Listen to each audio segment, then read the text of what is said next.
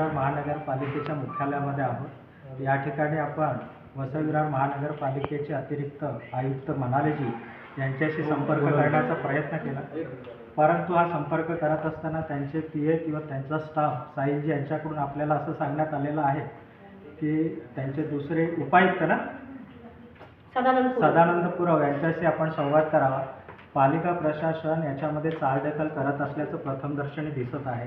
खाली जर का कार्यकर्ते आंबेडकरी विचारधारा मांडणारा तरुण वर्ग जर या ठिकाणी एखादी मागणी डॉक्टर बाबासाहेब आंबेडकर यांच्या महापरिनिर्वाण दिनानिमित्त करत आहेत, हे आंदोलन करत आहे, पालिका प्रशासन त्यांची तसदी देखील घेण्याची तयारी दर्शवत नाही आहे, हे आपल्याला या ठिकाणी दिसत आहे। याच्यावरून आपल्याला हे नक्की समजतं आहे की पालिका प्रशासनाचं संबंधित विषयामध्ये चालढकल करण्याचं हे धोरण आहे आणि ह्या धोरणाचे पडसाद वसई-विरारमध्ये नक्कीच उमटण्याची शक्यता आपल्याला दिसत आहे।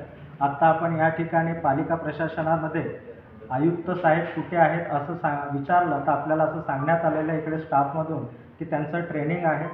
त्यांचे जे पीए आहेत मॅडम त्यांच्याशी आता आपलं बोलणं होणार आहे। आपण त्यांच्याकडूनही जाणून घेणार आहोत की पालिका प्रशासनाची ह्याविषयी भूमिका काय आहे, आंदोलकांशी ते लोक चर्चा करणार आहेत की नाही आहेत। आपण थोड्या वेळामध्ये परत येतोय। पालिका प्रशासनातील आयुक्त यांच्या सहाय्यक ज्या आहेत त्या आता आपल्यासोबत बोलणार आहेत, आपण त्यांची प्रतिक्रिया घेणार आहोत।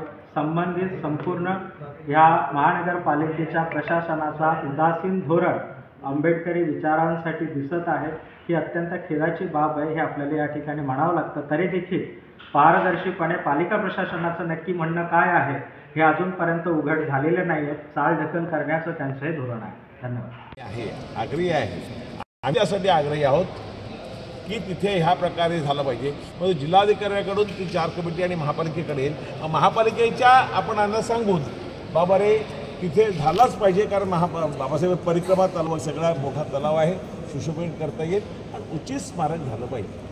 बाबासाहेबांना शोभेल त्यांच्या नावाने। अप्पा तुमच्या भूमिकेबद्दल आम्हाला कोणतीही तीळ मात्र शंका नाही।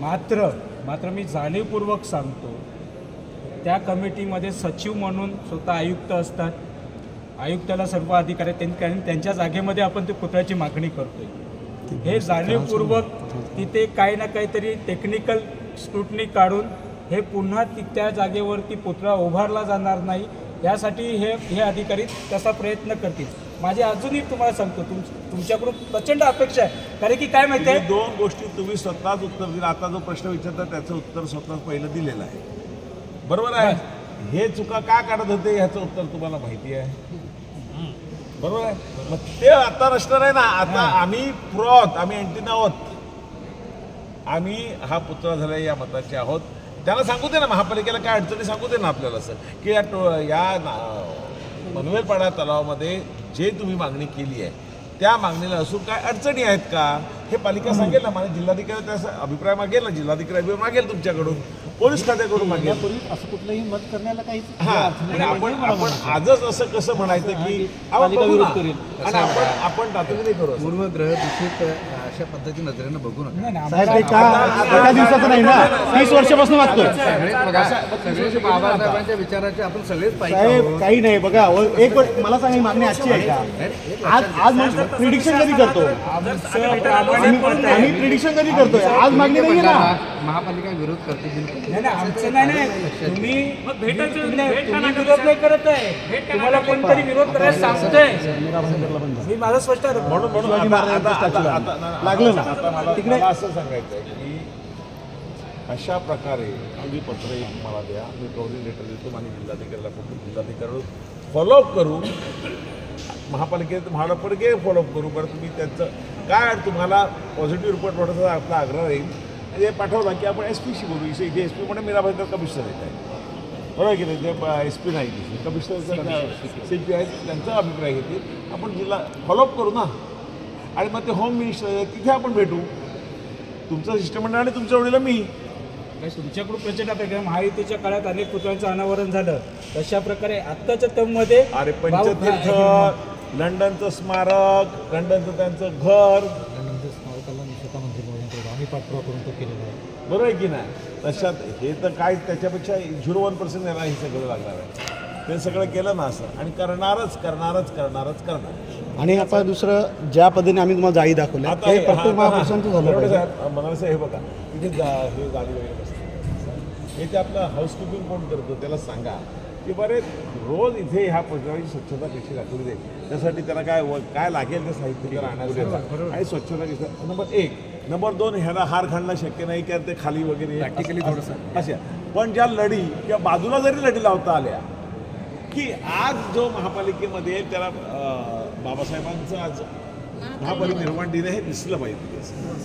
बरं हेच आहे तेच बाबासाहेबांचं ते शिवाजी महाराजांबद्दल तेच आहे सर्वांचं सगळ्यांचं असायला पाहिजे.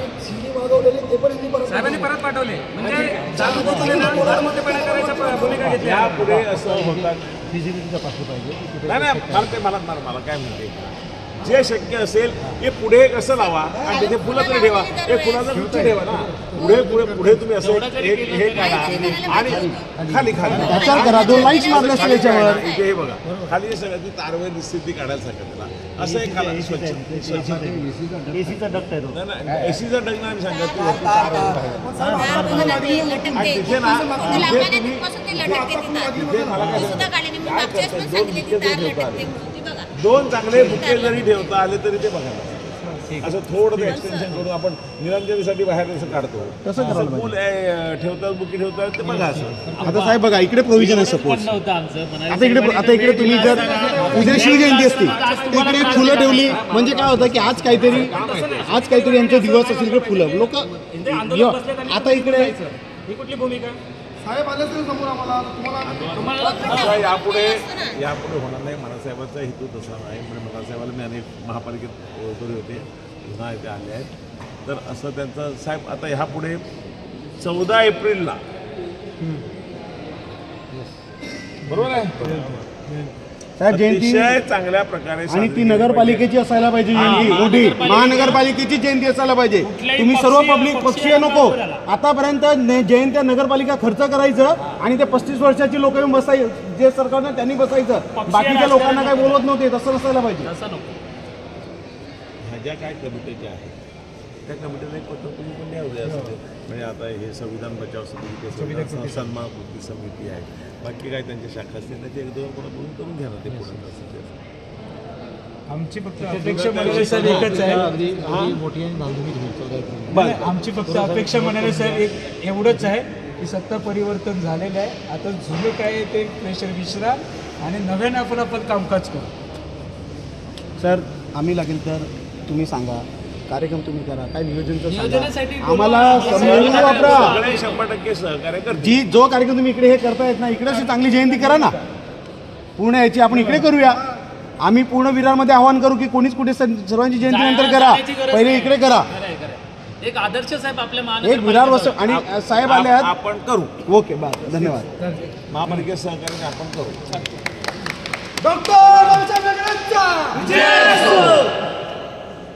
तुम्हाला जो त्रास झाला त्याबद्दल मी एक लोकप्रतिनिधी म्हणून तुम्हाला माफी मागतो. माझ्यामुळे नाही हो अधिकाऱ्यांमुळे त्रास नक्की झाला एवढं कन्फर्म अधिकारी लोकप्रतिनिधी हा लोकांनी निवडून दिलेला असतो बरोबर की नाही पण जर लोक जर डायरेक्ट जर साहेबांना भेटायला तर त्यांनी वेळ द्यायला पाहिजे होता ना थोडा आणि ते डायरेक्ट